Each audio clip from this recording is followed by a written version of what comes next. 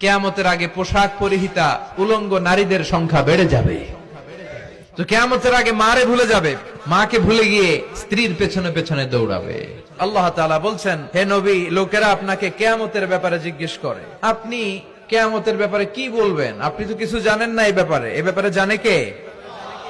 বিশ্বনবী যখন মক্কার জমিনে কিয়ামতের ব্যাপারে বারবার মক্কার লোকদেরকে সাবধান করতে শুরু করলো যে এই দিন দিন না, আরো দিন, এই দিনটাই দিন নয়, বিশাল একটা জগৎ পড়ে আছে, সেটা শুরু হবে কিয়ামত দিয়ে, সব লন্ডভন্ড হয়ে যাবে। তখন লোকেরা বিশ্বনবীকে জিজ্ঞেস করতে শুরু করলো, মুহাম্মদ সাল্লাল্লাহু, এই যে তুমি কিয়ামতের কথা বলো, এটা কবে হবে?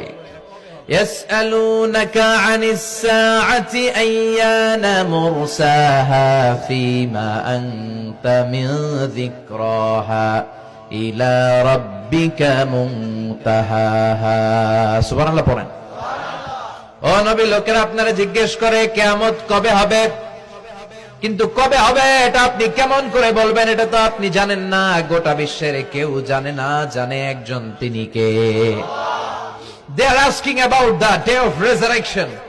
People are asking you about Qiyamah. Who are you to talk anything about it? Only Allah has the final word regarding Qiyamah. ও নবী, লোকেরা আপনারা কিয়ামত কবে হবে খালি ধরে জিজ্ঞেস করে, তো এই ব্যাপারে আপনি কথা বলবেন কি করে? এই ব্যাপারে কোনো জ্ঞান তো আমি আপনাই দেইনি। কিয়ামত কবে হবে এটা জানি শুধুমাত্র আমি আল্লাহ। চিল্লায় বলেন ঠিক কিনা? বিশ্বনবী মক্কায় কিয়ামতের ঘোষণা দিলেন। বিশ্বনবী বললেন, এই পৃথিবী এরকম থাকবে না, সব ভেঙে চুরে খান খান হয়ে যাবে।